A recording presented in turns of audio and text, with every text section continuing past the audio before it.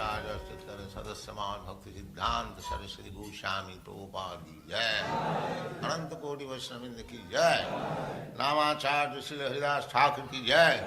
Prem se kaho Sri Krishna Chaitanya Prabhu Nityananda Sri Advaita Gadadhar Sivas Adi Gaur Bhaktivinoda Sri Sri Radha Krishna Go Gopinath Sam Kund Radha Kund Giridhavan ki jai. Vrindavan Dham ki jai. Navadvip Dham ki jai. Swami Ito Bhaktivinoda ki jai. Ganga Mai ki jai. Jamuna Mai ki jai. Tulasi Devi ki jai. Bhakti Devi ki jai. Swami Ito Bhaktivinoda ki jai. All glories to the assembled Lord. All glories to the assembled Lord. Thank you very much.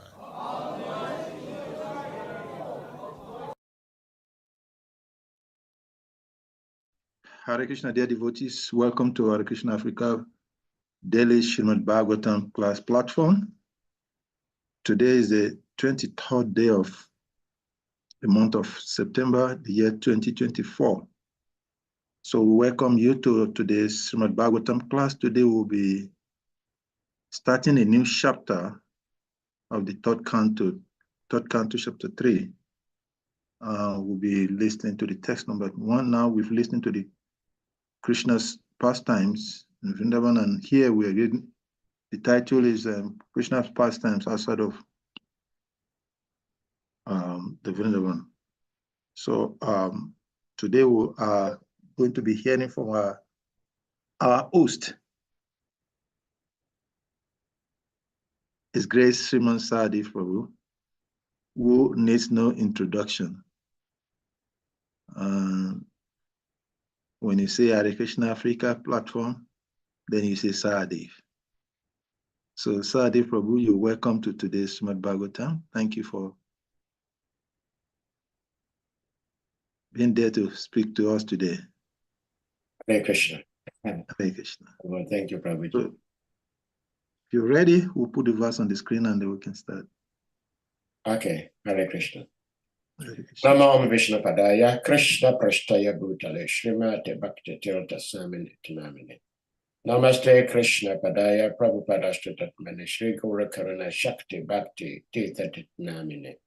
Namo Vishnu Padaya, Krishna Prashtaya Bhutale, Srimati Bhakti Vedanta Swamini Tinamini. Namaste Saraswati Devi, Gauravani Pracharini, Nirvishesha Sringavadi Vasudha Dishatavi. Om Namo Bhagavate Vasudevaya. Om Namo Bhagavate Vasudevaya. Om Namo Bhagavate Vasudevaya. Narayanam Namaskrityam Naram Chaiva Narottamam Devim Saraswatim Vyasam Tato Jayamutirai. Nashtaprayeshu abhadreshu nityam bhagavata sevaya bhagavati uttama bhakti bhavati naishtaki. Hare Krishna, dear devotees. So we thank you all for being here. Today is Monday, new week. The Lord has allowed us to be here. I can't remember the verse, but there is a very beautiful verse from the Holy Quran, wherein Allah says that it is He who collects all the souls of each and every mortal being at night. And then during the day, He releases those whom He wants them to live back into this body. It's very interesting. So that means that all those of us who went to sleep last night, we were dead. And the Lord, out of His causeless mercy, has allowed us to live back in these bodies to continue with our services and our plans. So it is to Him alone we have to give glory. So, like Salika Prabhu beautifully said, we are fortunate we're starting a new chapter of Canto 3 today, which is the Lord's pastimes outside of Vrindavan. And we're starting from verse 1 today. Udava uvacha tatahasa agatya puram swapitrosh chikrishaya shambaladeva samyutaha nepatyatum gadripu yuta na atam atam vyakarshad vyasum ojas sarvyam tatahasa agatya puram swapitrosh chikrishaya shambaladeva samyutaha nepatyatum gadripu yuta natam Hatam vya karashad vyashum oja shurubhyam.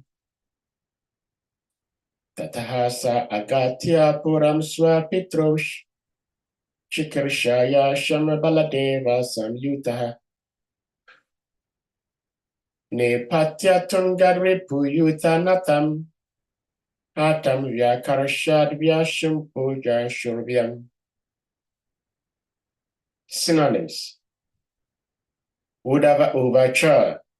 Sri Uddhava said, Tataha, thereafter, Saha, the Lord, Agatya, coming, Puram, to the city of Mathura, Swapitro, own parents, Shikrishaya, wishing well, Sham, well-being, Baladeva Samyutaha, with Lord Baladev, Nipatya, dragging down, Tungat, from the throne, Ripu Yutatnatam, leader of public enemies, Hatam, killed, Vyakarashat, pulled, Vyasum,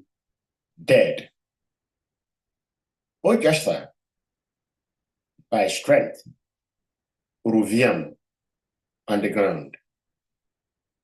Translation and purport by Jagat Guru Param Guru A.C. Bhaktivedanta Swami Srila Prabhupada Ki Jai. Translation. Sri Uddhava said, thereafter Lord Krishna went to Mathura city with Sri Baladev, and to please their parents, they dragged Kamsa, the leader of public enemies, down from his throne and killed him, pulling him along the ground with great strength. Purport. King Kamsa's death is only briefly described here because such pastimes are vividly and elaborately described in the 10th canto. The Lord proved to be a worthy son of his parents, even at the age of 16 years. Both brothers, Lord Krishna and Lord Baladev, went to Mathura from Vrindavan and killed their maternal uncle, who had given so much trouble to their parents, Vasudev and Devaki. Kamsa was a great giant, and Vasudev and Devaki never thought that Krishna and Balaram, as Baladev, would be able to kill such a great and strong enemy. When the two brothers attacked Kamsa on the throne, their parents feared that now Kamsa would finally get the opportunity to kill their son, whom they had hidden for so long in the house of Nanda Maharaj. The parents of the Lord, due to parental affection, felt extreme danger, and they almost fainted, just to convince them that they had actually killed Kamsa. Krishna and Baladev pulled Kamsa's dead body along the ground to encourage them. Om Ajnana Chamarandasya, Jnana Jnana Shalakaya, Chakshu Anmilitam Yena Tasmai Shri Gurave Namaha. Shri Chaitanya Manobishtam Stapitam Yena Bhutale Swayam Rupakadamayam Dadati Swapadantikam. Nama Om Vishnu Padaya Krishna Prashtaya Bhutale Srimati Bhakti Tirtha Swamin Etinamine. Namaste Krishna Padaya Prabhupada Shtatatmane. Shri Gaura Karuna Shakti Bhakti Tirtha Nama Om Vishnu Padaya Krishna Prashtaya Bhutale Srimati Bhakti Vedanta Swamin Etinamine. Namaste Saraswati Devi Gurabani Pracharine Nirvishesha Shunyavadi Pasita Dishatarine Vancha Kalpa Tarubhyascha Kripa Sindhivya Ivacha Patitanam Pavanebhyo Vaishnavibhyo Namo Namaha. Namo Mahabhadanyaya Krishna Prema Pradayate Krishna ya Krishna Chaitanya Namne Puratushe Namaha. Nama Brahmanya Devayago Brahmana Hityacha Jagat Ditaya Krishna Govindaya Namo Namaha. Jaya Shri Krishna Chaitanya Prabhu Nityananda Shri Advaita Gadadhara Shri Vasadi Gura Bhaktavinda. Hare Krishna Krishna Krishna Hare Hare Hare Rama Rama Rama Hare Hare. Hare Krishna. We thank you all devotees for being here. I will read the verse again. The verse says, Udava Uvacha, Tataha Sa Agatya Puram Swa Pitrus, Shikrishaya Sham Baladeva Samyutaha, Nipatya Tungat Repu Yutanatam, Hatam Vyakarshad Vyashum Uja Shurvyam.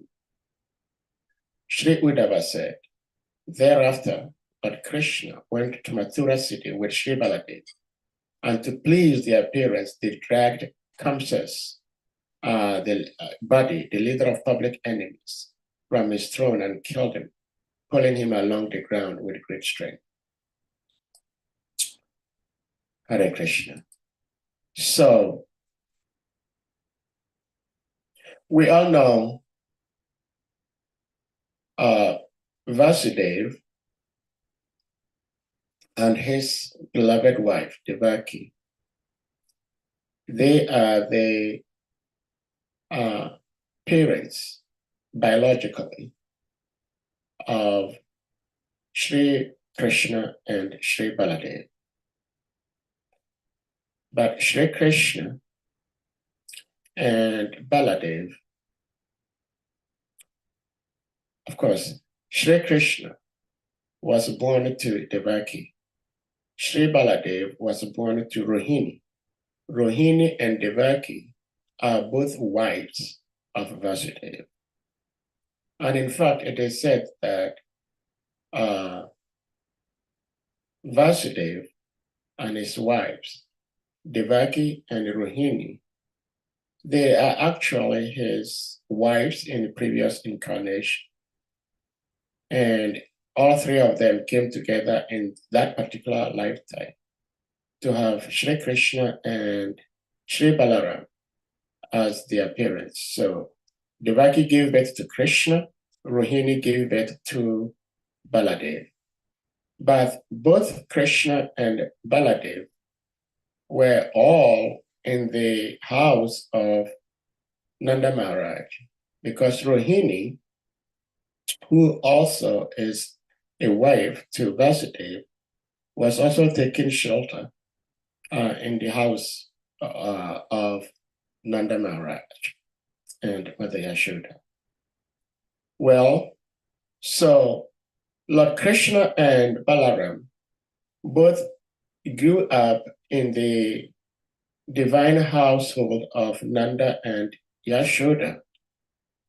So when they grew up, they went back to their original parents. But we should remember, Devaki and Vasudeva were living in the city of Mathura, and Nanda and Yashoda were living in Gokul. So in Vrindavan, actually, Vrindavan used to be a very beautiful city. But due to the atrocities of cancer, lots of people ran, taking shelter here and there. So Vrindavan became like an empty city. So we'll learn along the line as we start studying this particular chapter that lots of them who had fled to different distant places out of cancer, fear of cancer, started coming back when they got to know that cancer was dead. So Kamsa, he never gave up attempting to try to kill Krishna because he had been told that Krishna will be the cause of his death. And just as life is so dear to each and everyone, Kamsa obviously they didn't want to die. And so if this is going to be the cause of my death and I do not want to die, then I have to make sure that I get rid of this cause of my death. So we all know how several times Kamsa tried to kill Krishna, all the way from Putana to Trinavarta to so many demons, Agasura, Vipralamba, and none was actually successful. And so for all these years, Kamsa had been living in fear. So he had a very last plot. And the plot was that he wanted Krishna and Balaram visit him as a maternal uncle. And here, Kamsa feigned love. Kamsa pretended as if he loves his nephews so much, which of course every sane person should. Every sane person should love his nephews, nieces, and families. And of course, his community, and then his nation, and the world, and all creatures, because every single creature has come about as a result of God. And if we all claim that God is our common father, then it means we are brothers and sisters. But sometimes, if not all the time, most of us do not think and feel that way. So we start creating factions. This is my brother, that is not my brother. This is my country, that is not my country. This is my group, that is not my group. All these are machinations and plots of material nature to get us remain in this material world. Because in order for anybody to conquer a community, a group of people, you first of all have to divide them. And therefore, there is the common saying, divide and conquer. So when we get divided, then it becomes very easy for us to be conquered. And it begins with the body. No? So Kamsa was so fearful of his life, and he feigned that he loved Sri Krishna and Balaram so much. So he invited them to a wrestle match. And in fact, Sri Prabhupada said Uddhava did not give vivid description as he was explaining this to Vidu, because it is very beautifully described in the 10th canto of the SRIMAD BHAGAVATAM. We pray and hope that we will get there before we leave our body on this platform. I was thinking about how we pace ourselves studying this Bhagavatam. And I'm afraid that some of us on this particular platform may not get to Canto 10 before we leave our bodies. We're all going to die before we get to Canto 10 because of the pace at which we are moving. So I remember I asked one of our aunties, I think it was our precious uncle, His Holiness Giriraj Swami Maharaj. I asked whether we should find a way to get to Canto 10, and his humble advice was that we should just take it once at a time, one at a time, as we are doing. So my humblest suggestion is that we all try to study Cantos 10, 11, and 12, because some of us might not be able to get to those cantos on this Hare Krishna Africa platform before we leave our bodies. So that means that at some point, we're all going to die.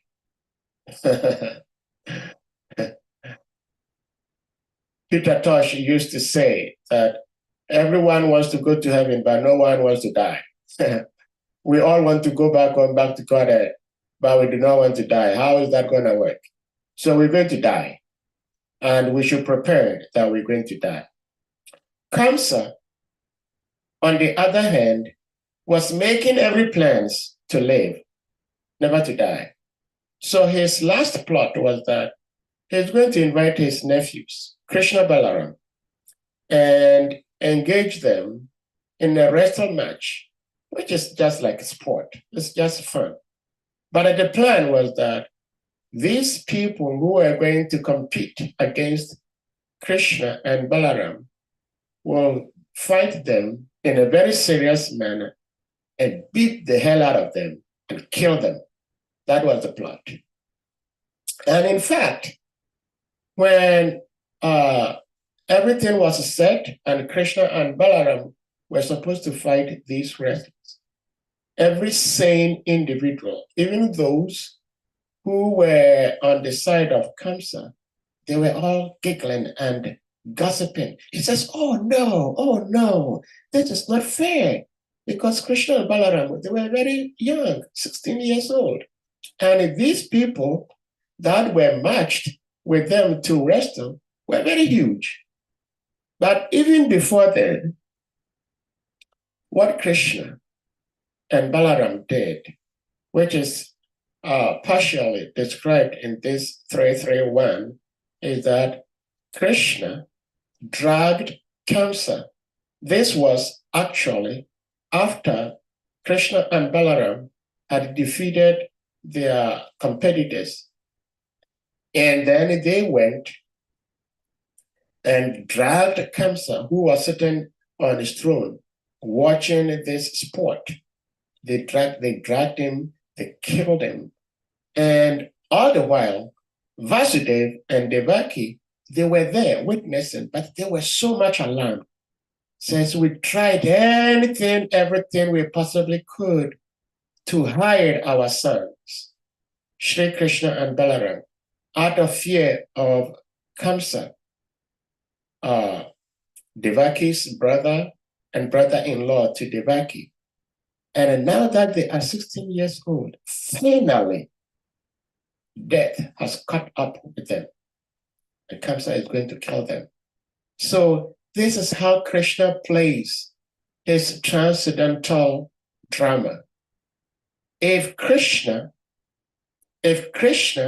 had made Devaki and Vasudev fully aware of who he is, even though he had revealed himself to them, because when Krishna appeared as the son of Devaki, he did not appear as a baby.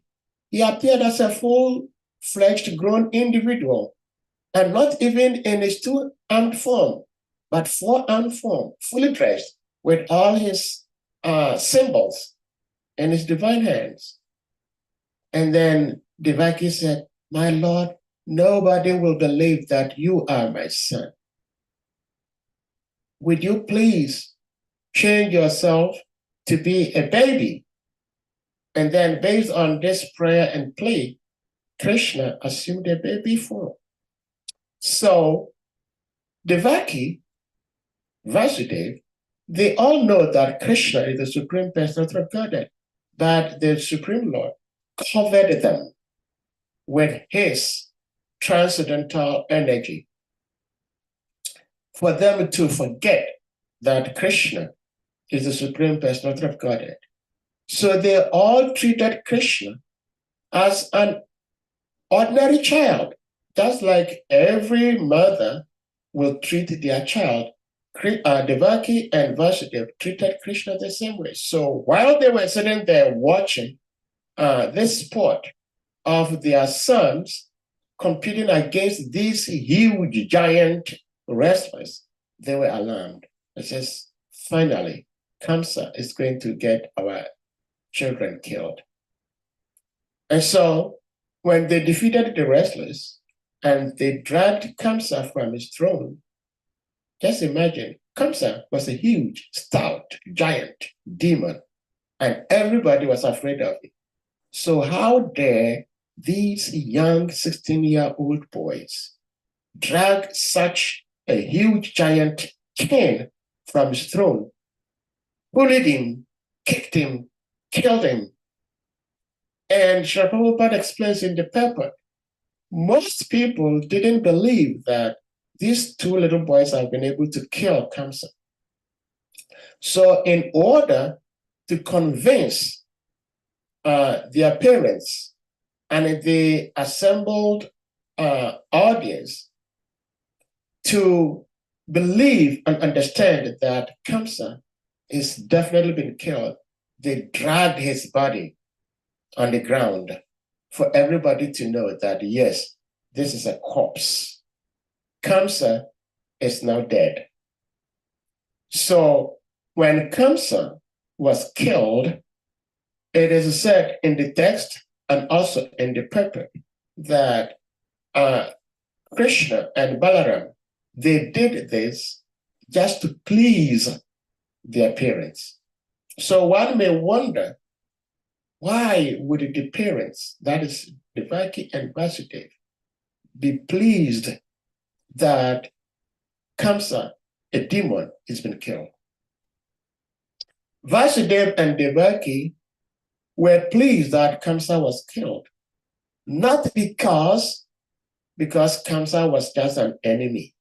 Of course, Kamsa was an enemy, but they were pleased because now they know that their beloved sons are no more going to be tormented. So this is a very, very crude example for us all as devotees, that wherever we find devotees being harassed, tortured, mistreated, it becomes our responsibility to make sure that that particular evil does not take place. And we try anything, everything we can to prevent that. If we cannot on our own do it to prevent the devotees from such harassment, then we should pray. We should pray to the Lord. Dear Lord, your wonderful devotees are going through these troubles. We do not want to see devotees go through troubles. And that is actually the nature of a true devotee. A true devotee is never happy until he sees others happy. Therefore, if we call ourselves devotees, that should become our benchmark, that we do anything and everything to make sure that others are happy. But just like Krishna and Balaram were considered to be ordinary souls, ordinary children, because it is very difficult for anyone to understand the true nature of Krishna. It is almost impossible for anyone to understand the nature of Krishna.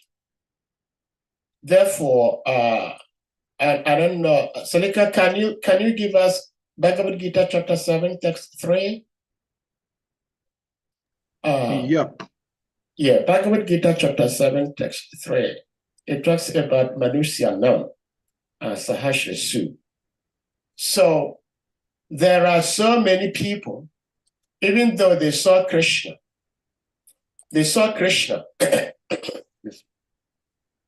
but they never understood his real identity. They never understood his real nature. Just as Kamsa, even though he knew that his sister had given birth to so many children, and he knew particularly the 8th child. So Bhagavad Gita chapter 7, text 3, Manusyanam Sahasresu Kashchit Yatati Sidaye. Yatatam Ati Sid Sidanam. Kaschin Mam Veti Tatwataha. So it says, out of many thousands among men, one may endeavor for perfection. And of those who have achieved perfection, hardly one knows me in truth. Hold on, I have to get some water. I'm having irritation in my throat. Give me a minute, please.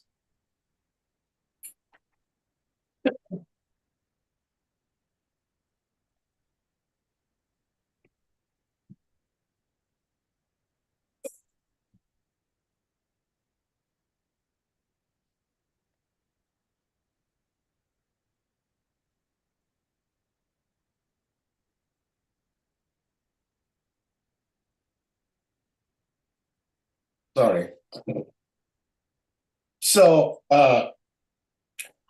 Lord Krishna himself is speaking to Arjuna that out of thousands of men, out of many, many thousands of men, few people really try to attain perfection. And even those who have attained perfection, perfection in what? Perfection in self-realization. So those who have attained perfection in self-realization, who have come to understand that they are not this body, they are spirit soul. They have nothing to do with this material nature. Out of thousands of such people who have attained such perfection, hardly one knows him in truth. Therefore, Krishna was walking on the surface of the earth, and so many people saw him, but very, very few people truly knew his real identity as the Swayam Bhagavan, the source of all sources. Everything we see, everything we can imagine is all as a result of this seemingly innocent little boy, Krishna. Hardly one really knew that in truth. So can you imagine how great Srila Prabhupada is? That by the divine mercy and grace of Srila Prabhupada, you and me are much, much more than these thousands of perfected individuals who are pursuing self-realization. Those who have attained perfection in self-realization, you, me, and all of us following Srila Prabhupada are much, much superior to them. Superior in the sense that we have come to understand that this Krishna is the source of all sources. And therefore, listening to this Krishna, following his instructions, following his orders, surpasses all scriptures. Every scripture is helping us, lead us to Krishna.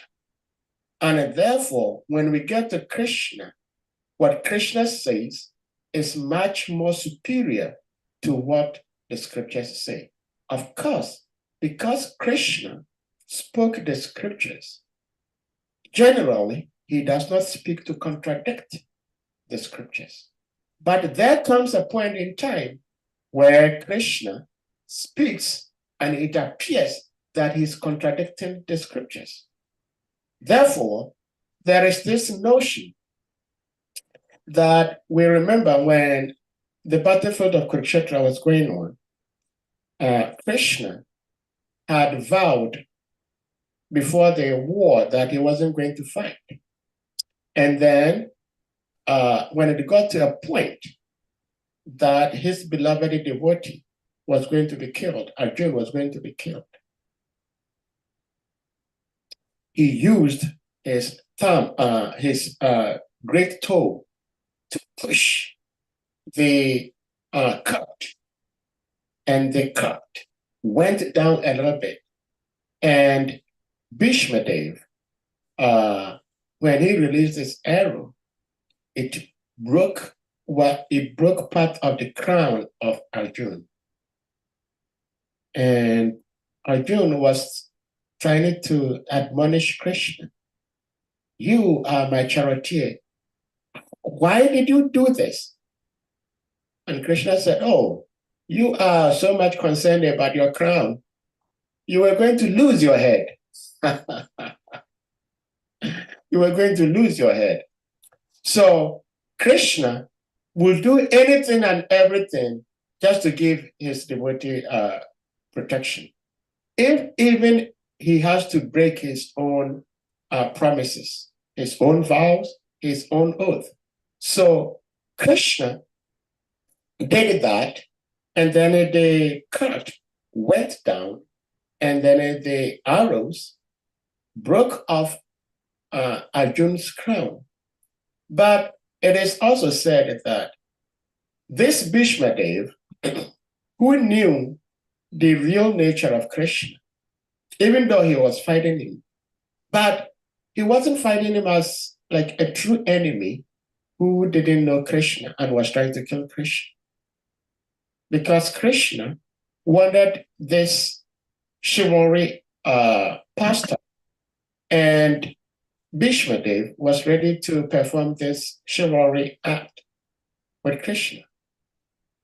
So back to what I was saying, Krishna was on the earth planet, but very, very few people knew him to be Krishna.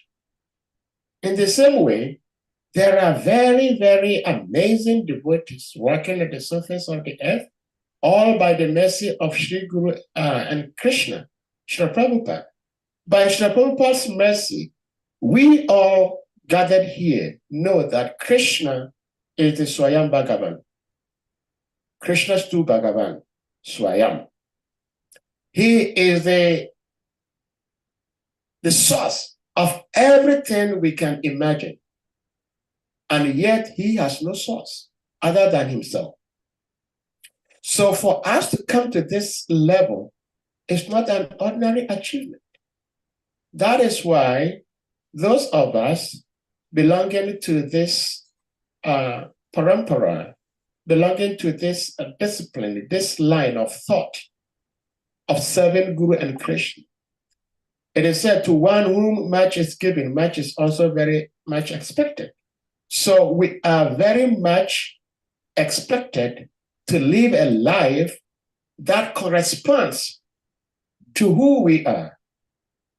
That we are all coming as the disciplic succession of Brahma, Krishna, Lord Chaitanya line.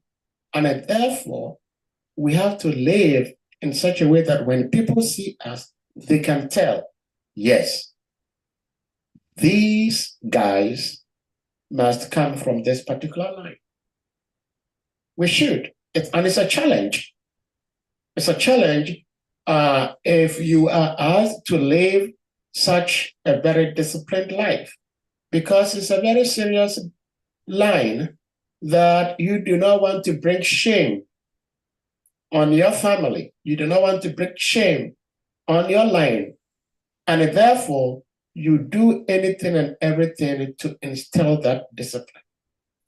But it becomes a little easy to do that when we first develop the loving sentiment that we just want to love.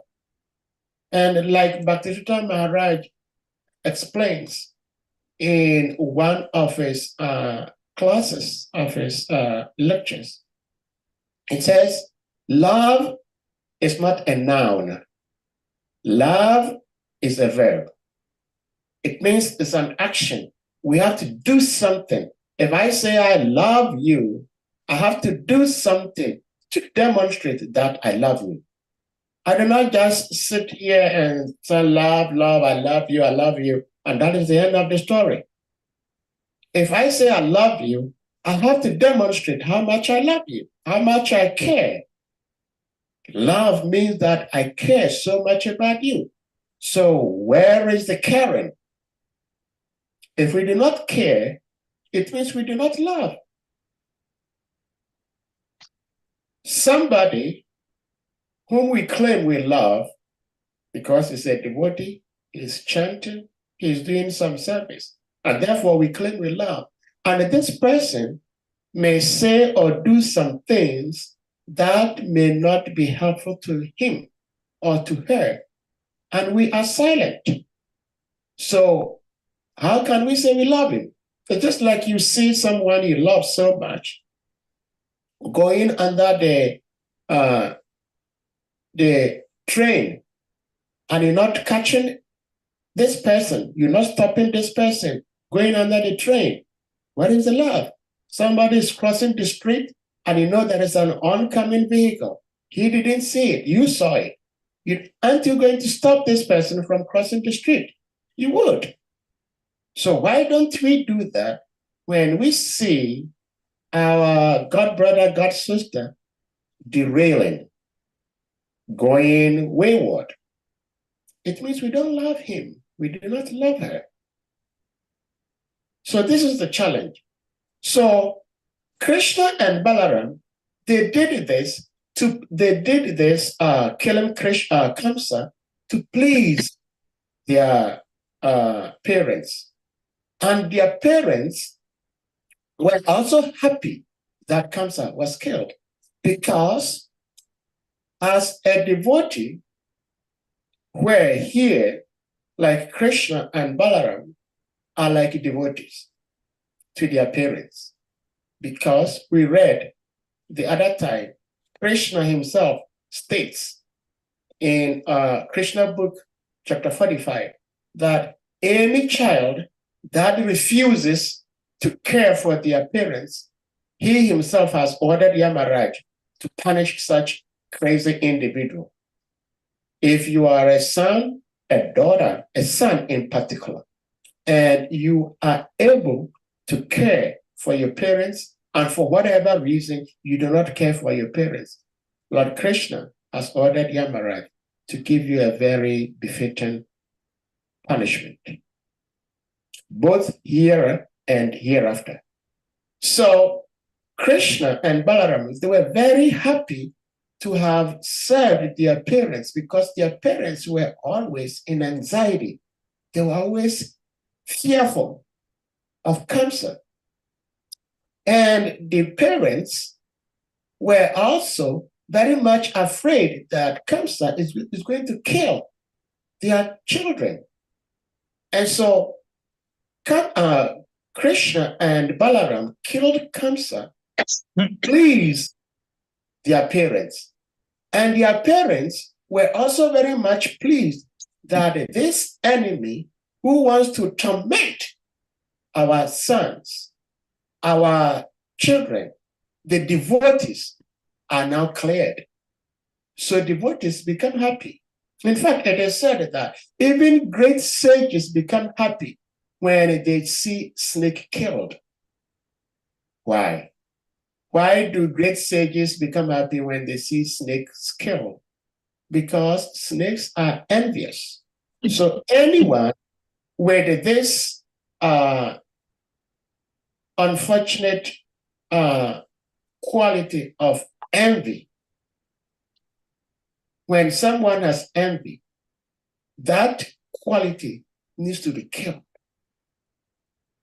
We may not be able to kill the individual just as Krishna killed Kamsa, but it becomes our responsibility to try to kill that quality in that particular individual. And therefore, it is said that devotees will do anything and everything to help an individual become a better individual. In other words, whatever bad quality one has, we try to educate this individual to help this individual become a better devotee. And I shared something His Holiness Radha Govinda Goswami Maharaj shared some time ago, which is posted as a daily reminder in a calendar form. And this was shared on September 19th, where Maharaj was saying that Srila Prabhupada, someone asked Srila Prabhupada a question, and Srila Prabhupada answered. And when Srila Prabhupada answered, he turned to his devotees. So what was going on was that Srila Prabhupada was saying that we do not kill demons just like the way Krishna and Kamsa did. Like in this particular instance, we saw Krishna killed Kamsa and dragged his body on the ground. We cannot do that. But there is two processes that we use in this age of Kali to kill all demons. And what are those two weapons? Those two weapons are Mahaprashadam and chanting of the holy names of the Lord.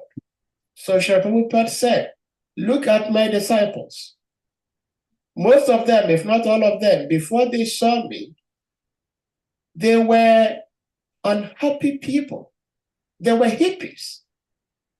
Now that they met me, they've been transformed from hippie life to happy life. And what were my weapons? My weapons were just the holy names of the Lord. Hare Krishna, Krishna Krishna, Hare Hare, Hare Rama, Rama Rama, Hare Hare. We use this weapon on our beads, in our minds, in our hearts, and in our songs, and in our dance. And then, what is the second one? The second one, the second weapon is prashadam. We cook, we offer the food to Krishna, and then we enjoy the remnants. Just by using these two weapons, all the demoniac tendencies in each and every individual can be dismantled.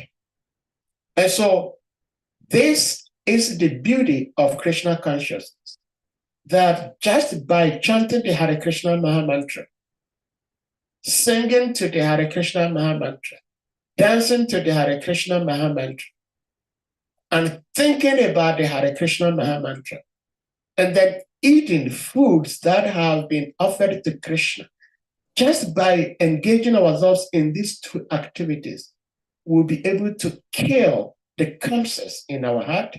We'll be able to kill the bitterness in our heart.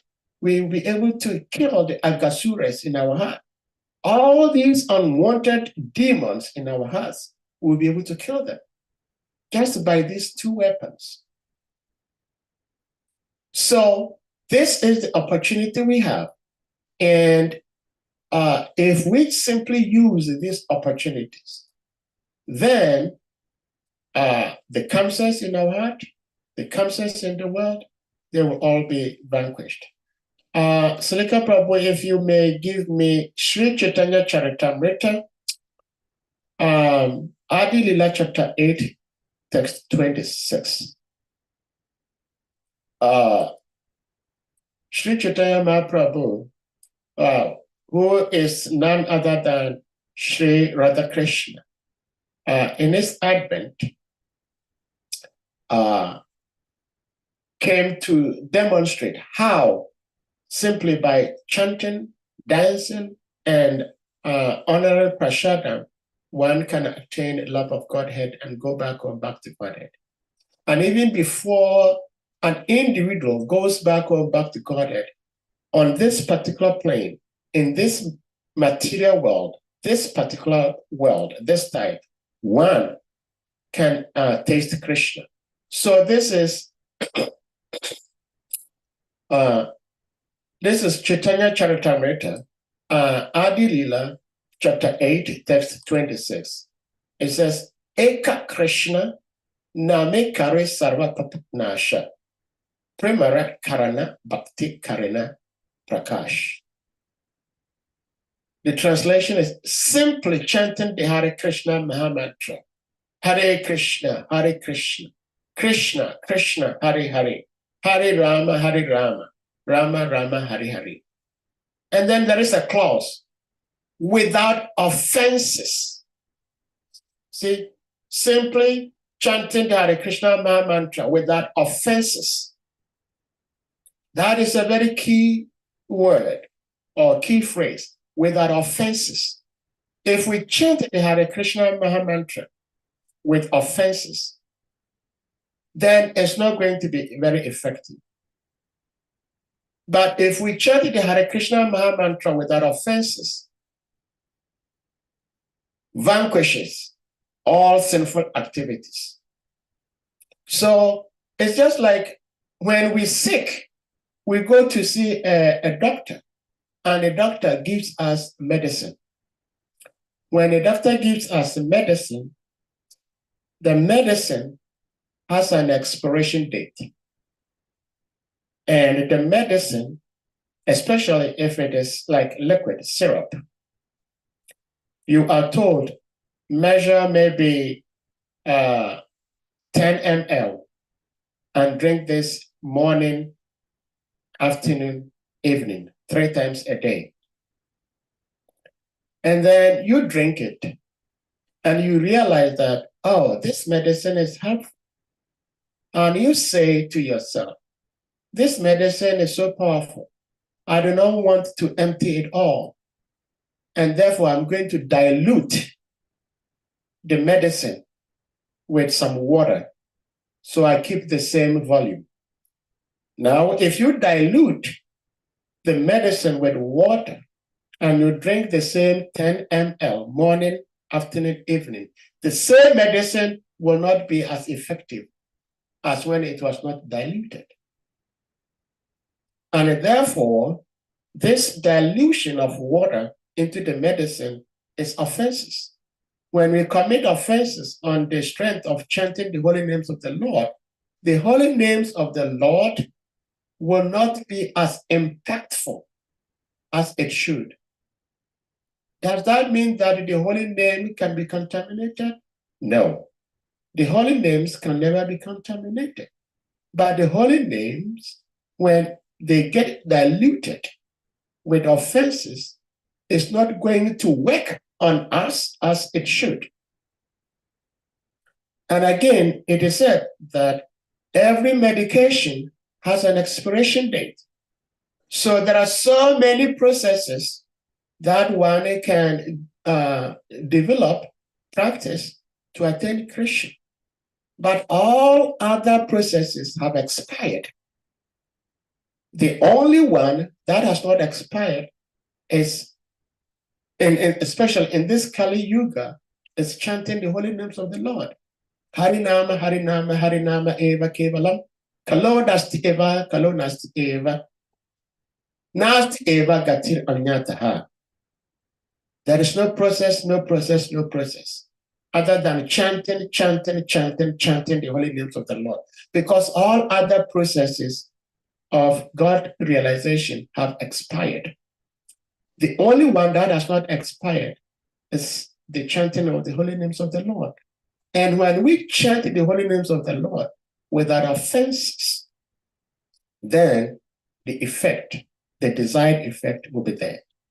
And with time, by the mercies of Guru and Krishna and the devotees, we shall attain Krishna. So with that being said, we'll see if devotees have some realizations they want to share, some questions they may want to ask. Hare Krishna. Thank you very much, His Grace Mansadi Prabhu, for a beautiful presentation. Before we go into the questions, at the beginning of the class, you started by referencing one important and interesting verse in the Holy Quran. And I want to just, for the benefit of those who are listening, that actually that is from this Surah 39, ayat 42 of the Quran, or Surah chapter 39, text number 42, which is titled Az-Zuma. It is there that this information has said that actually, like, everybody dies in the evening, and then some who did not finally die the final death, they wake up in the morning, and it is Allah that brings them back to life. It's a very interesting part of, actually, from text number 42 to 40, 39, 42 to 47. It's talking about this concept of dying every day. And then there is Muslim scholars who studies the Quran have given a lot of commentary on those verses, defeating the argument of the scientists when they say that the living entity does not die in the night. It's just that the body needs rest and the body is resting. But research on that subject matter shows that there is no part of the body that is not active during the sleep. Both from the brain to the nerves to the cells of the body, every part of the body is actually active. So the idea that the body is resting is actually not supported by the science itself. What suffices is the fact that what Krishna says, which is the existence of the soul, and it's an interesting subject, but I don't want to start another class. It's a very interesting subject matter, which I have personally studied sometimes before, but I just want to bring that to the knowledge of our listeners. So thank you very much for the beautiful class. Well, thank you so much for giving us the source. Yes, because when I read it, I was very fascinated by that. Very beautiful. Yeah. So if the devotees, if anyone has a question or comment, please kindly indicate by using the hand emoji or direct hand, and we can call you to ask your question. Meanwhile, okay, we have Bhaktazan's and Bhaktazan, please kindly unmute and ask your question. Hare Krishna, your grace. Thank you for the wonderful class. Please kindly accept my humble respect of excellences. All glory to Guru Dev, all glory to Srila Prabhupada, and all glory to the wonderful assemble devotees. I have so many questions, but I'll ask this question first. My first question is, it is said that Prabhupada said for somebody to have realization is just a minute. It's just a minute for somebody to become Krishna consciousness. So I want to ask, this 1 minute, it depends on the person, the pure devotee, or it depends on the person, because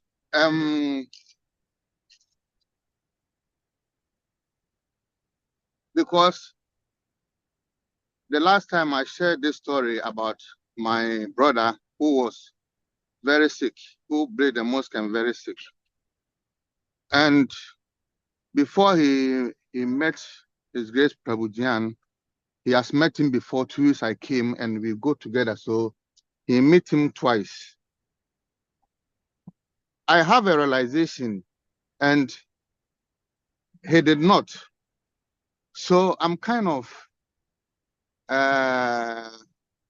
confused about that. So if you can throw more light on that. Because I'm saying this because, like I said, because of what he has been through, he has become more God consciousness. Last week, I spoke with him, and thanks to Krishna, he said that what he was having, they discovered another tumor, and he went to the hospital, and they said that he's really cured. And even they are planning to do another surgery to put, because they put some tubes which he can ease himself and the other things which come from him. And they are going to do another surgery to put everything back. And he spoke with my sister, and my sister said, brother, your brother is now, everything he's saying is about God. He has become more God consciousness. So I was, since we are growing up, I realized that he's very, very smart. He's more intelligent. He's more bold than me. So my question is, how did I get realization and he did not? So if you can throw more light on that, that if it depends on the person you will meet or it depends on you yourself. This is my question, Hare Krishna. Hare Krishna. Thank you, Bhakta Hassan, for your beautiful question. I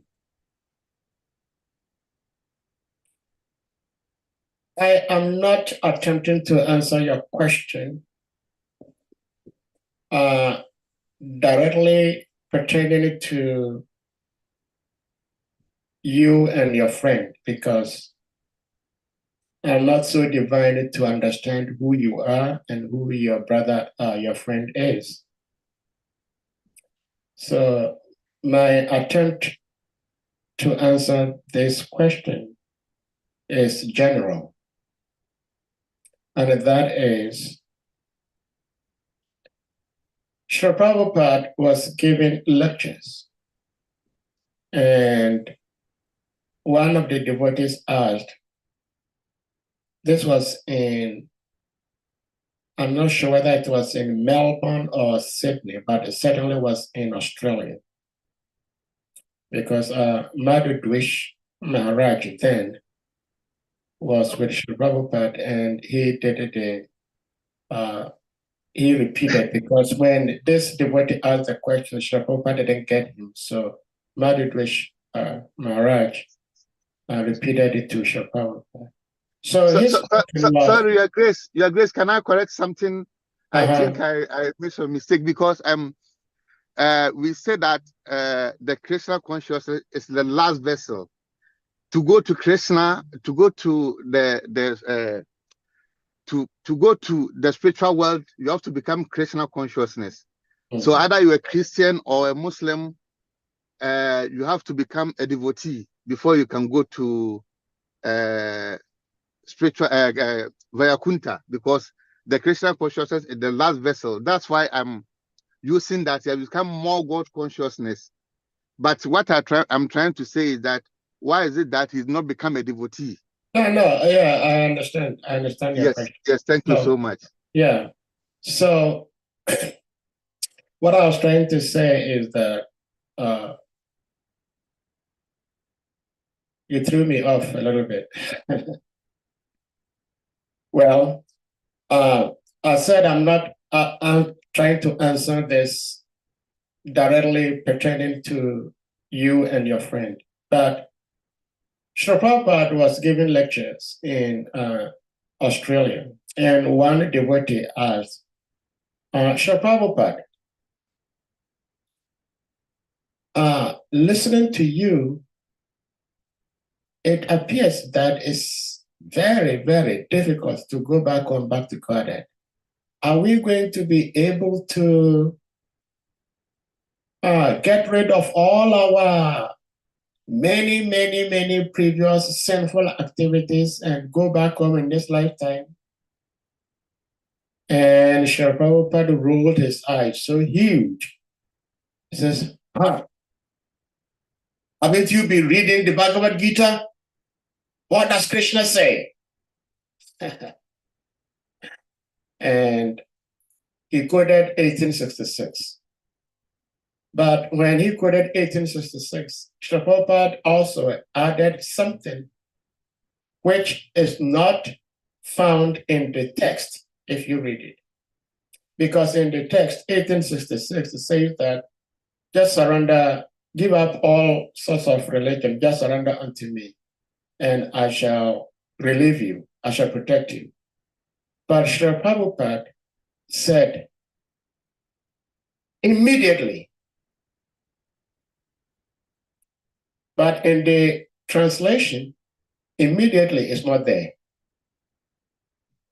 But Srila Prabhupada says that, sorry, when Srila Prabhupada said that, then as the questions went on, another devotee asked another question. And Srila Prabhupada said, it takes time. So was Srila Prabhupada contradicting himself? No. The time one becomes self-realized is only a moment, but it requires a lifelong preparation, training to get to that level. It's just like when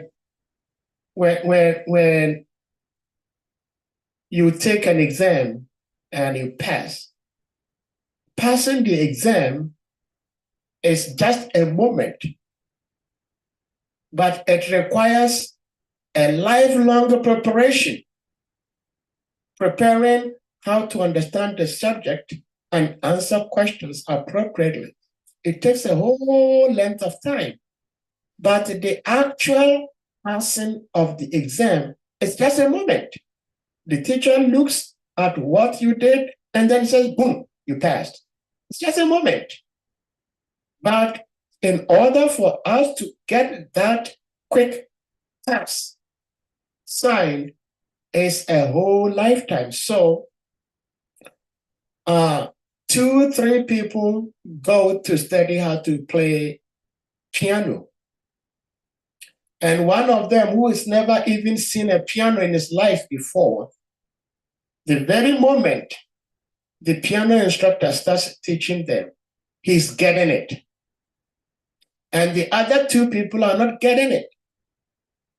Why this difference? Well, the difference is there as a result of reincarnation. What the other person did in his previous life, I do not know. What you did in your previous life, you do not know. But we can know symptoms of how we lived our lives in our previous lives when things become so easy for us to do. Because constant repetition leads to dexterity. In other words, when we do something all the time, we become very much used to doing it and we do it with ease. If you haven't done something before, it's always difficult. It's just like if you drive around your vicinity, you can drive with your eyes closed. But you're the same expert driver. If you're driving in an unknown environment, it becomes difficult because it's new to you. So I remember one time His Holiness Bhatita Maharaj was with us in Ghana. And those days, myself and Govinda Prabhu, these days Govinda Prabhu doesn't ask lots of questions. But those times he used to ask lots of questions. So I remember myself and Govinda Prabhu were bombarding our Gurudev with some questions. I can't remember all the questions, and I pray and hope that the questions were bona fide questions. But our Gurudev said that some of us are not relating or associating with him the first time in this lifetime. That some of us were with him in previous incarnation. So if someone was a devotee, just like today we are here as devotees, I die and I come back and I'm practicing devotional service. That memory is still there with me because when I lose this body, I still have my mind, I have my intelligence, I have my egos always with me. So this divine consciousness is already there in my mind, in my subconscious mind, and my intelligence is also there, and my ego is there. So if I die and I become a devotee, and someone who has never seen devotees dies, and then in the next life, me and him are all born to the same father, same mother. So I may take up Krishna consciousness, and he may not take up Krishna consciousness because he never was exposed to devotional service. But this is the divine message of Srila Prabhupada, that Sometimes one may not have even had any previous exposure to Krishna consciousness, but just by the mercy of Guru Krishna, when someone takes to devotional service and tries to become very serious, then whatever the other person who had practiced it in his previous life can achieve, that individual who is the first time introduced to devotional service can also practice it and become perfect in it. So you becoming a devotee could mean that it is based on your previous exposure to Krishna consciousness, or two, or both, that you heard about Krishna and you sat down and decided that, yes, this is good, I'm going to take to it, and you take into it. So that could be the difference. But generally, it is because of either the Lord's mercy coming through the gurus and the devotees and the individuals taking it very seriously, or two, it is his previous exposure that is helping him take to Krishna consciousness. But nevertheless, the bottom line is that one has to become serious and greedy. If we do not become greedy to attaining Krishna, then whether we practiced it to whatever extent in our previous life, or whether the spiritual master blessed us, we will not be able to go far. So we have to become greedy for Krishna. Hare Krishna. Dr. Hassan. Hare Krishna. Thank you very much, Sadi, for the Hare Krishna. Hare Krishna, Your Grace. Thank you so much. Dr. Hassan, for the probing, intriguing question. I hope your questions is answered. I know you have many other questions. Yes. In fact, please finish first. Yeah, if you have a follow-up question to this, you can ask. Otherwise, I will want another need and people to also ask this question. But if your next question is follow-up to this one, then you can go ahead. No, I was having a lot of questions, but His Grace for explanation has answered a lot of the questions. So, but I have only one last question, but I think I will come back later. Go ahead, so, please. I'm somewhere now and I have to get out. So please, and we can go to Anadina. Okay. So you can come back for your question. Thank you. Yes, thank you. Anadina, unmute and ask a question.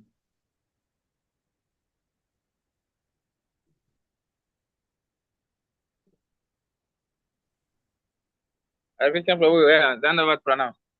Hare Krishna. Thank you very much.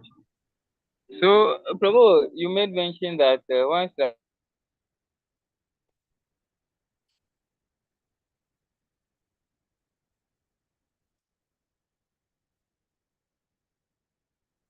Frozen. Don't break my chair. And I did it, and probably you need to turn off your video. Let's see how that helps. We're still not hearing you. Yeah, he froze. I think did he go off? Okay, he's back. network. Yes, network. Go ahead. Yeah, Prabhu, am I laudable now? Yeah. We can hear you. Okay. So I was asking that Cancer was born to a pious king, Ugrasena. So meaning my belief is that being a pious king, it must be honoring Prashad as well as hearing the chanting of Hare Krishna Mahamantra. But that could not change the attitude of Kamsa. So when we say the only two means by which we can kill the demonic mentality is prasadam and the chanting of the holy name. What can you say to that? I hope I'm clear with my question. Can you repeat the question? I didn't get the first part. Okay. What I was asking is, you said Prabhupada was asked, and he said, we cannot kill the demons as Krishna did. But the means by which we can kill the demonic mentality of this age is by honoring Prasad and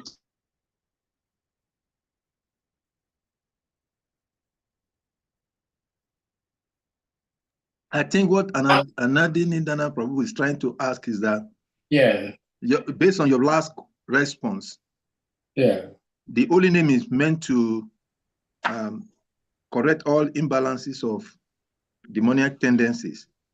yeah. And then because Kamsa was born to a pious king, Ugrasena, why was that piety? Because if he is pious, he believes that he must have been chanting some mantra. So I don't want to preempt the answer, but that was in Dwarapa Yuga, which has another religious. But then I think his question is, Ugrasena must have been chanting. So why didn't his chanting help Kamsa not to become a demon? Because he's a product of Ugrasena. exactly, that's what I mean. Thank you. The call was coming in, so that was what's waiting. Yeah. Oh, Thank you very much. Well, thank Got you. it.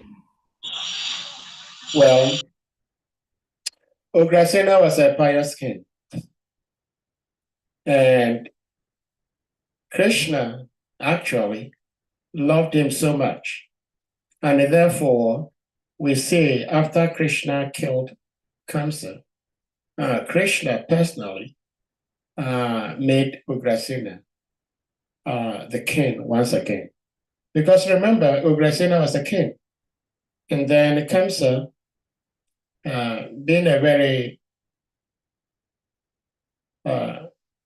demonic, removed his father and made himself the king. In fact, he actually arrested his own father. So after Krishna and Balaram killed Kamsa, they made him a king again. So that means that they really loved him because he was their devotee. Now the question is, how come that such a great personality, his son, could become a demon? Why didn't the chanting of the holy names immunize him from this demonic moods and attitudes? Well, like Salika Prabhu was saying, it was in a different age, one. So it was not so much about chanting of the holy names of the Lord. That age was an age of deity worship. But two, the mere fact that our parents may be great devotees does not automatically make us devotees, which would be like, excuse me to say, like the caste system. The caste system states that who your father is who you are. In other words, if your father is a Brahmin, you're automatically a Brahmin. Not by qualities, not by deeds, just by birth. But that is not the case. So your question actually demonstrates how each and every individual have to carry their own burden. Like Christ said, if you want to follow me, carry your own cross and follow me. So whatever Srila Prabhupada went through, whatever our gurus are going through, we should be prepared to go through similar situations. You know, spiritual life is not a fun fair, like you just sit at one place and you talk about it. You have to live it. We have to practice it. So that means that in this age, if our parents are chanting and eating prasadam, if we, as the children of these parents, do not chant and eat prasadam, we should not expect that just because our parents are chanting and eating prasadam, we will also become free. No. We have to individually, consciously make the effort to chanting and honoring prasadam. And in the back of our minds, we understand that we're doing these things to better ourselves, to cleanse our hearts and our minds of all evil thoughts and evil mentalities. So yes, pure devotees can help each and every individual, just like Srila Prabhupada. Srila Prabhupada could have made so many people devotees just simply by him desiring that, dear Lord, I want this person to be your devotee in this lifetime. And the Lord will help such an individual. But the pure devotees do not generally do that, because that would be like a force. Love has no compulsion. And therefore, if we truly love Krishna, then on our own, like I said initially, love means caring. Love is an adjective word. It's a verb. It's a verb. So we need to do something. It's an action word. So if we love Krishna, then we will do something. We cannot say that I love you, I'm not going to do something for you, somebody should do it for you. Then where is the love? So our parents may be whatever, but on our own as individuals, we should on our own also do just as our parents are doing. Like Srila Prabhupada used to say that, look at me. I cannot do anything without my guru's blessings. But I have done more than my guru. And you can also do more than me. And in fact, I want you to do more than me. This is what a selfless devotee means. A selfless devotee means that he wants you to do more than him. Just like a sincere father would like his children to be much better than he himself. So that means that we have to put in the effort. And once we put in the effort, then the mercy of Krishna, Guru, will come through. So my simple answer, with all my wanderings in trying to answer your question, Adinidhanam, is that no matter who our parents may be, we as individuals have to take to Krishna consciousness. And it has to be in all seriousness. And there must be some greed to wanting to serve Krishna, to please Krishna in this lifetime. And once we do that, we'll be able to attain Krishna. We see in our scripture so many instances where demons gave birth to devotees. We see so many instances in our history, in our scriptures, where pure devotees gave birth to demons. So it is what we do that matters, not so much about who our parents are. Hare Krishna. Does anyone have something to add to? Thank you very much, Sadhu, for that beautiful answers. And the concept of automatic transmission of quality of the parent to the son is what brought about the caste system, which is highly condemnable according to the standard of the Vedic scriptures. So thank you very much for referencing that. And sometimes devotees also, sometimes when we talked about the piety, because the argument comes when we say that the generations of devotees who become pure devotees also get benefited. That from the piety of the pure devotee. There are two instances to that, because one aspect is that that clause did not say that one who is practicing to be a devotee is a pure devotee. So in other words, for you to be able to transmit or to benefit the families, 10 generations, 20 generations, 100 generations, the different scriptures quoted different numbers of years, means that you yourself must actually become a pure devotee first. And second is that even for the fact that even you have not become a pure devotee, the fact remains that someone who is chanting to become or to get purified to become a pure devotee, which is a very bona fide thing. It's even in material understanding, cannot grossly claim to be transmitting. The pure devotees have a different category. There are so many angles. I like the question so much because it brings out a lot of interesting topics to discuss.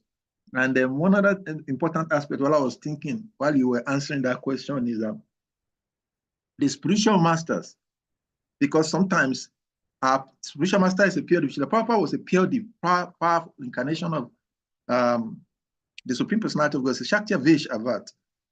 So why did all of Srila Prabhupada's disciples not become a pure devotee?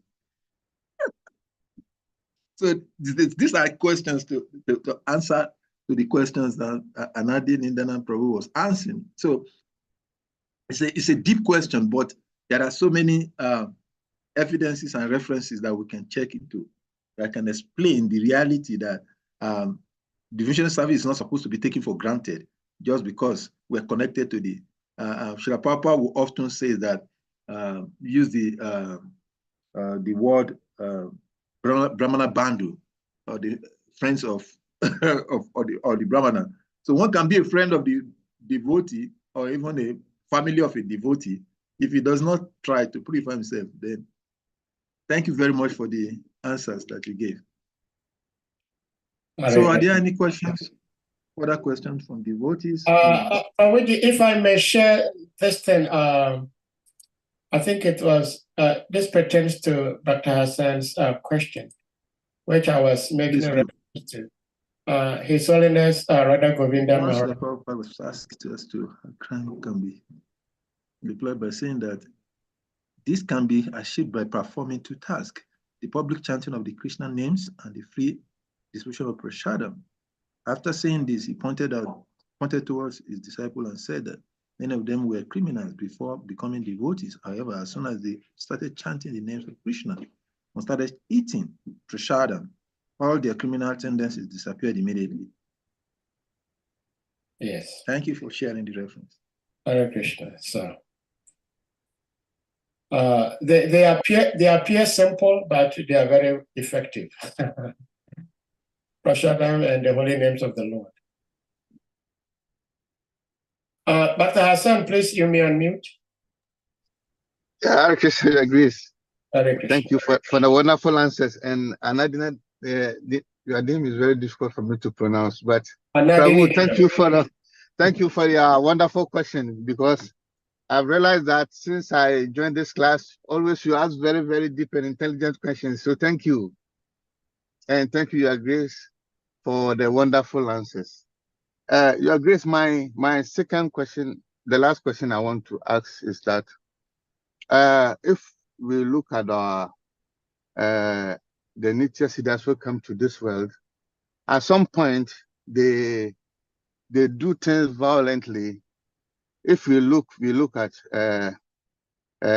Jesus Christ, one day he went to Jerusalem and the place was worship. They were selling some things and doing different kind of things.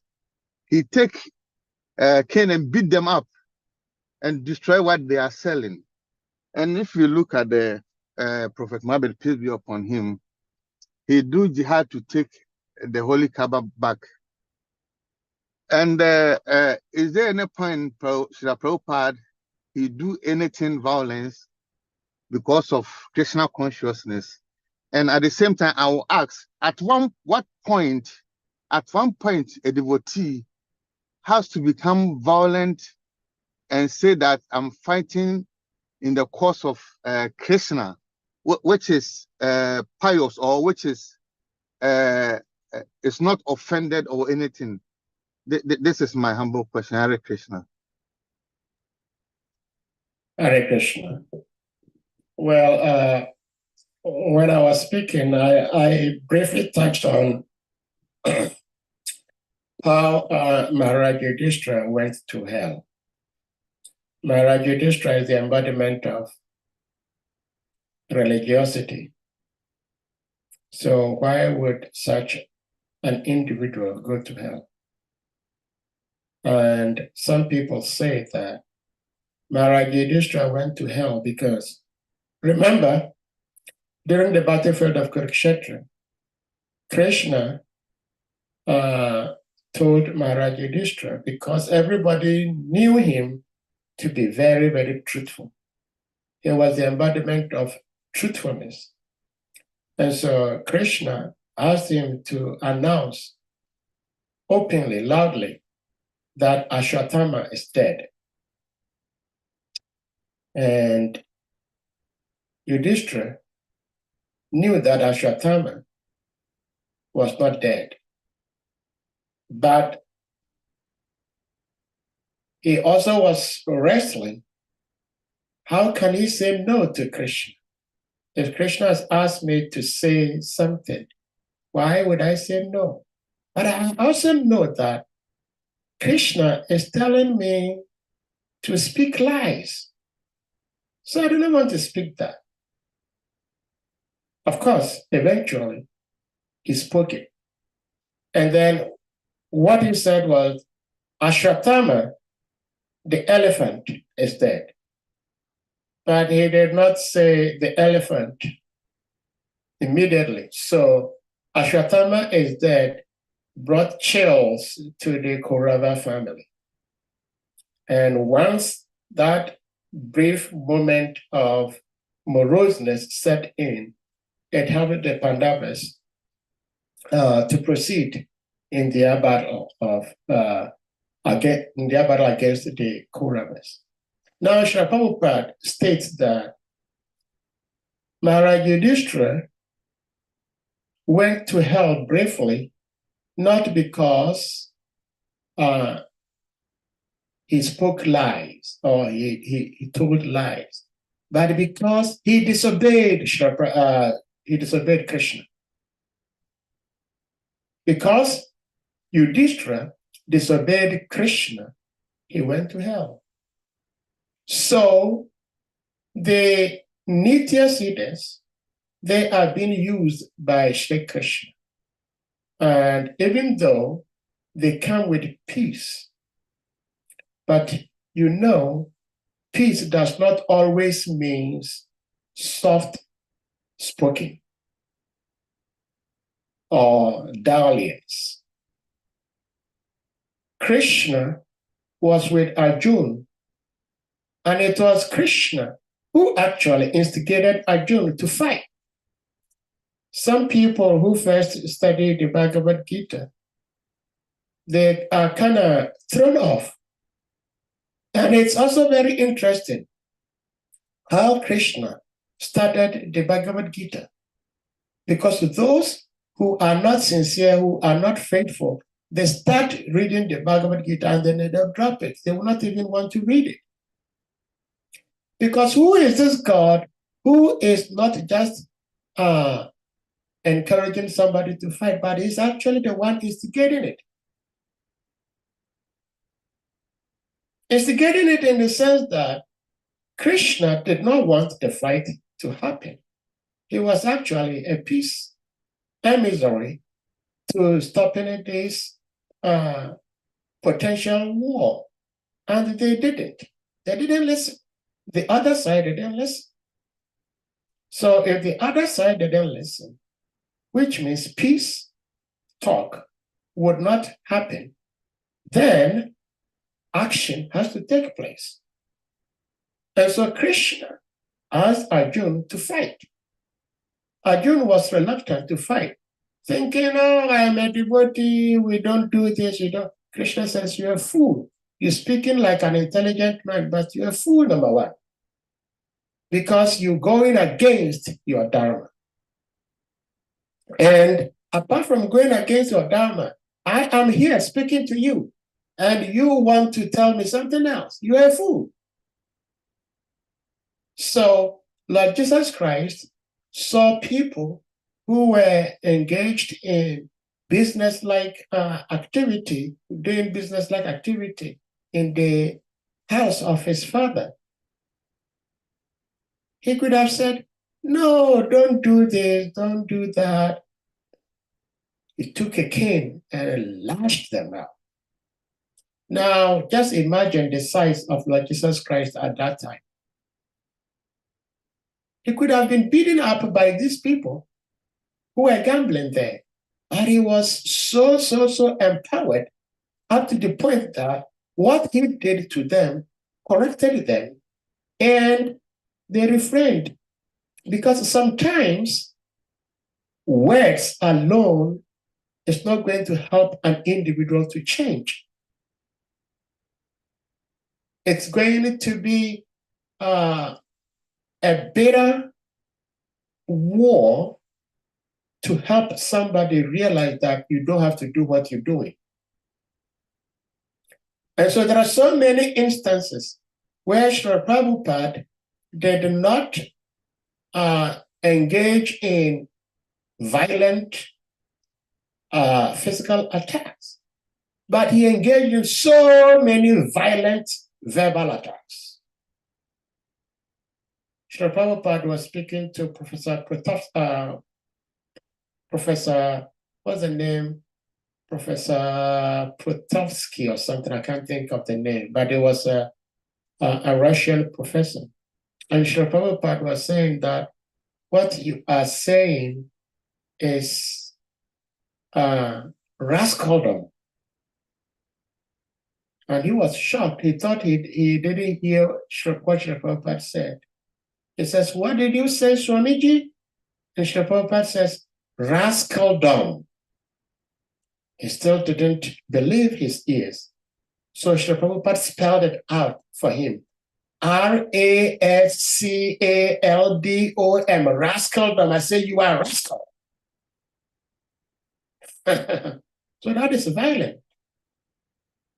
So being a devotee, especially the Nitya Siddhas, doesn't really mean that because it's a Nitya Siddha, it's always going to be no. Sometimes you have to be aggressive if the situation demands that. If the situation doesn't demand aggression, why would you use aggression? Who was a pure devotee than Hanuman? He used aggression to serve Krishna. So being a devotee does not mean that you're always going to be on the soft side of events all the time. We are parents. We love our children. We do not want to see them cry. We do not want to see them suffer. But sometimes when our children misbehave, we discipline them. We make them cry. And that crying to the child is bad, but to us, it's good as parents. When we see the child crying and having some sort of fear, I'm not going to do this again. Dad, I'm sorry, I'm not going to do. Yes, the results has been achieved. So the Nitya Siddhas, they are like expert parents. Depending on the situation, depending on the circumstance, they employ different approaches to situations to correct or rectify the situation. So Prophet Muhammad did what he did because he was inspired by Allah, by God, for him to do what he did to correct the situation. Lord Jesus Christ did what he did because he was inspired by the Lord to make such thing to correct the situation. Srila Prabhupada, in so many different instances, was attacked, and he never said a word.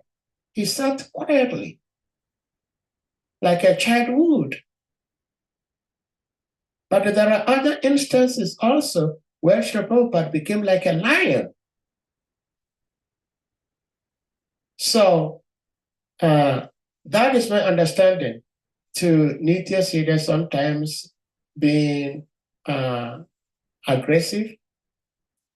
Aggression could be seen on different levels. Is it by action or by word or by mood, or sometimes just by your eyes? The way you roll your eyes could make somebody think twice before they ask their question. Hare Krishna. Hare Krishna. Thank you so much, Sahadeva, for the beautiful question. And you may add to you it, have touched or anybody else, you may add it to this beautiful question. Yeah. It's interesting. I was in this peace summit recently, precisely on Wednesday last week. I was in a presentation where there was a research being presented of trying to develop a peace in a community, in a state.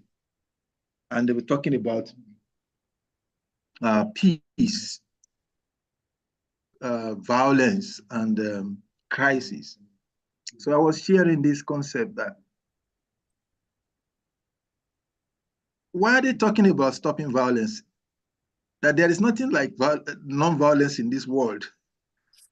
Because when we all look at all the revealed scriptures, whether the Bible, the Quran, or maybe the Vedas, which they don't even know about, there is the centerpiece of all of these scriptures are the reflections of war situations. So violence is not when there is a fighting or arms against another person. It is about disobeying the order of God, going against the will of God. That is violence. And I appreciate your answer when you're talking about quoting the reference. I couldn't quote Bhishma Dev, sorry, Krishna and Yudhishthira Maharaj's scenario, because that would mean a whole long stories. And of course, they're always impatient. They don't have the time to listen to long stories. So, but thank you very much for that, bringing that concept up. It's a nice way of answering the question.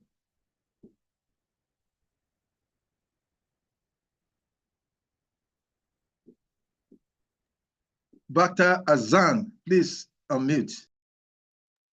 Yes, Hare Krishna, your grace. Please, I just want to say that please forgive me if sometimes I interrupt or forgive my manners, because I'm driving and sometimes I'm getting down and in. So if I get a chance, I want to do it fast so that I can let you flow. So forgive my manners, please. Hare Krishna.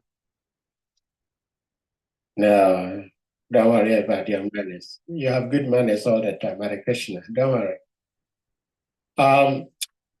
Madhava Prabhu, okay, Salika Prabhu, thank you for sharing the Quranic verse. It's so beautiful. I would like to share with the devotees. It's so, so beautiful.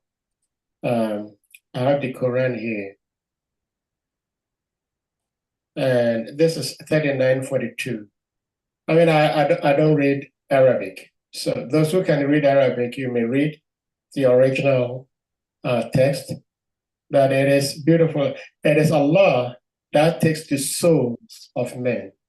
So even here in Islam, we understand that we are not a body, because the souls of men, okay, at death, and those that die not, he takes during their sleep. Those on whom he has passed the decree of death, he keeps back from returning to life. But the rest he sends to their bodies for a term appointed. That's so beautiful. So, so, so beautiful. Right. And thank you so much for sharing that, Salika Prabhu. Madhvan Prabhuji. Yes, Hare Madhvan Krishna, Prabhuji. Prabhuji. Hare Krishna. Our glory, always sincerely. Thank you very much for being there for us. I just want to chip in my own idea about the person who has the question that what's the limit that one can be violent as far as religion is concerned. And when he cited the example of Jesus Christ and some other examples, I just want to say that the same Jesus Christ, when he sent his disciples out to go and preach, he told them, when you get somewhere, they welcome you, that's fine. If they did not welcome you, don't quarrel with them. Just take the result of your feet will be a testimony that you preach to them, but they did not accept. But it didn't say they should be enforce anything on anybody. They should just leave the place quietly. So I don't want anybody to quote SAHADEVA Prabhu and say that there's a limit, they can violence and they get beaten. So, and I think we cannot imitate those empower acharyas. We can follow their instructions, but we cannot just imitate them verbatim. I don't know if what I'm saying makes any sense. Hare Krishna. Hare Krishna. Madhava Prabhu, you could not have spoken better than you did. So beautiful, and thank you so much for sharing that. Yes, no one is particularly like myself, who I'm fortunate to speak. I'm not like encouraging people to become aggressive, to go and attack people or things like that, no. Or even to use harsh words like Srila Prabhupada did sometimes, no. Like I said, it depends on the time, place, circumstance. And then these pure devotees were empowered by the Lord to act appropriately based on the situation. So for us as practicing devotees, the best bet, like we read from the scriptures, if someone blasphemes in those ancient days, you can cut off the individual's tongue. But we know that nobody can do that in this age. Therefore, there are so many aggressive things that some people may want to take, but we cannot do that because, one, we are not empowered to that level. Like Mr. Prabhu initially was saying that when we're talking about devotees, we're talking about pure devotees whose generation benefit. Most of us are not pure devotees yet, but we have the capability of becoming pure devotees because we are following the process that makes one a pure devotee. And as long as we continue practicing, a point may come in time that we all will become pure devotees. But until that time, we should understand that we are not pure devotees and we cannot just do what pure devotees did or pure devotees do. That would be imitational. But if we follow and we become pure, then we will know when, where, and how to do what. So thank you for sharing that, Madhava Prabhu. But as devotees, we should always be compassionate. And we should always try to be very gentle up to the point that if the situation is too bad, we move away. We move away. And we try to speak in such a way that we do not speak to hurt others' feelings or belittle other people. We speak as a matter of fact that it is based on love.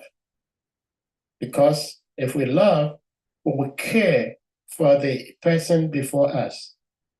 And if what we say, what we do is not going to help the individual heal, then what is the use? We've heard Adhijacra Prabhu share several times how he used to smash other religionists whenever they had like interfaith lectures. And then he was corrected. Says, we speak to make friends, we do not speak to make enemies. We try to make bridges, we do not want to make walls. So that is Krishna consciousness. We encourage each and everyone. We say Krishna conscious. Dr. Hassan was saying that Krishna consciousness, in fact, it's good I remember this because I wanted to say something and it escaped my mind. That when we say Krishna consciousness is the strongest and the last thing each and every soul needs to practice to realize Krishna. When we say Krishna consciousness, it's consciousness. It's not a movement. So it does not matter whether somebody is in ISKCON or in this or in that. As long as one is Krishna, God conscious, that is when you can attain Krishna. Just like in Islam, they say there is no religion given unto you except Islam.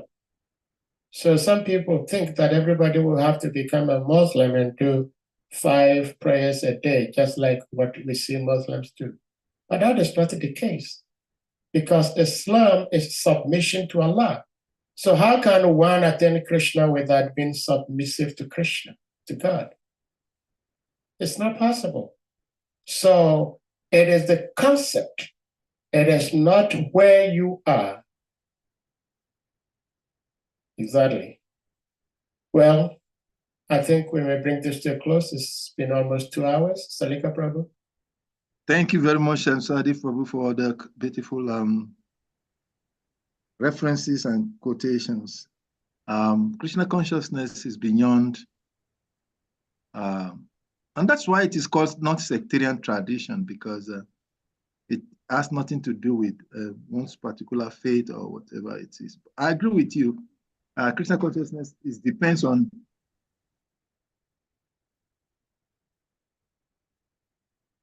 You got muted, Prabhu.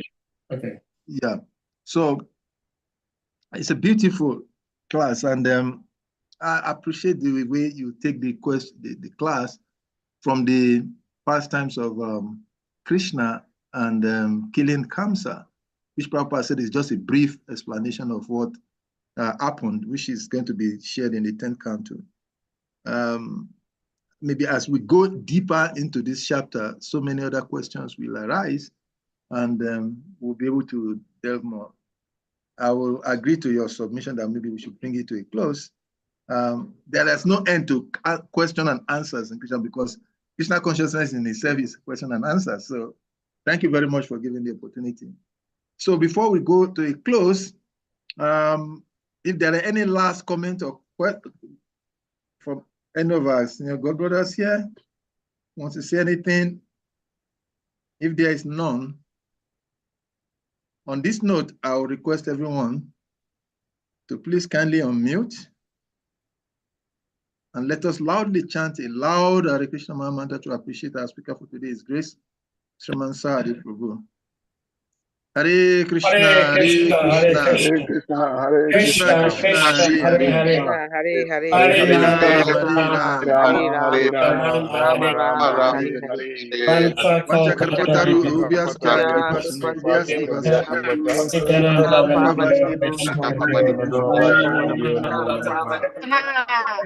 His Grace Sriman Sahadeva Prabhu ki jai. Kumfanda Acharya Srila Prabhupada ki jai. Takoti Vaishnava Vrinde ki jai. Vaishnava Thakur ki jai. Nitai Go Kaminande. Hare Krishna. Hare Krishna. Thank you all for being here. We look forward to seeing you again tomorrow on the same channel. Hare Krishna. Hare Krishna.